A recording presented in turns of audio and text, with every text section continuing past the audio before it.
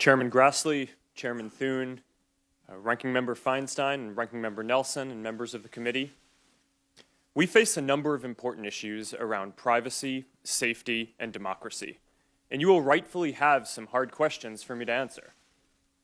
Before I talk about the steps we're taking to address them, I want to talk about how we got here.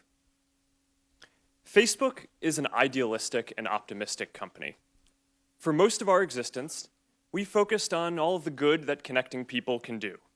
And as Facebook has grown, people everywhere have gotten a powerful new tool for staying connected to the people they love, for making their voices heard, and for building communities and businesses. Just recently, we've seen the Me Too movement and the March for Our Lives organized, at least in part, on Facebook. After Hurricane Harvey, people came together to raise more than $20 million for relief. And more than 70 million small businesses use Facebook to create jobs and grow. But it's clear now that we didn't do enough to prevent these tools from being used for harm as well. And that goes for fake news, for foreign interference in elections, and hate speech, as well as developers and data privacy.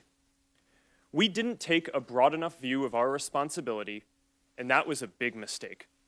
And it was my mistake, and I'm sorry. I started Facebook, I run it, and I'm responsible for what happens here. So now, we have to go through all of our relationship with people and make sure that we're taking a broad enough view of our responsibility. It's not enough to just connect people. We have to make sure that those connections are positive. It's not enough to just give people a voice. We need to make sure that people aren't using it to harm other people or to spread misinformation. And it's not enough to just give people control over their information. We need to make sure that the developers they share it with protect their information too. Across the board, we have a responsibility to not just build tools, but to make sure that they're used for good. It will take some time to work through all the changes we need to make across the company, but I'm committed to getting this right. This includes the basic responsibility of protecting people's information, which we failed to do with Cambridge Analytica. So here are a few things that we are doing to address this and to prevent it from happening again. First, we're getting to the bottom of exactly what Cambridge Analytica did and telling everyone affected. What we know now is that Cambridge Analytica improperly accessed some information about millions of Facebook members by buying it from an app developer. That information, this was information that people generally share publicly on their Facebook pages, like names and their profile picture and the pages they follow. When we first contacted Cambridge Analytica, they told us that they had deleted the data. About a month ago, we heard new reports that suggested that wasn't true. And now we're working with governments in the US, the UK, and around the world to do a full audit of what they've done and to make sure they get rid of any data they may still have.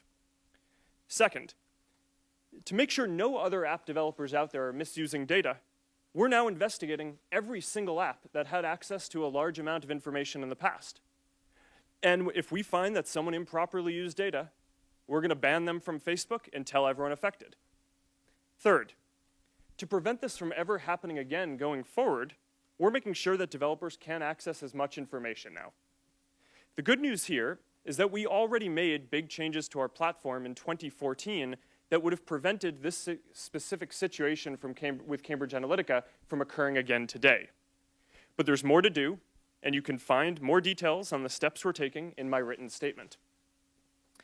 My top priority has always been our social mission of connecting people, building community, and bringing the world closer together. Advertisers and developers will never take priority over that as long as I'm running Facebook. I started Facebook when I was in college. We've come a long way since then. We now serve more than 2 billion people around the world, and every day, people use our services to stay connected with the people that matter to them most.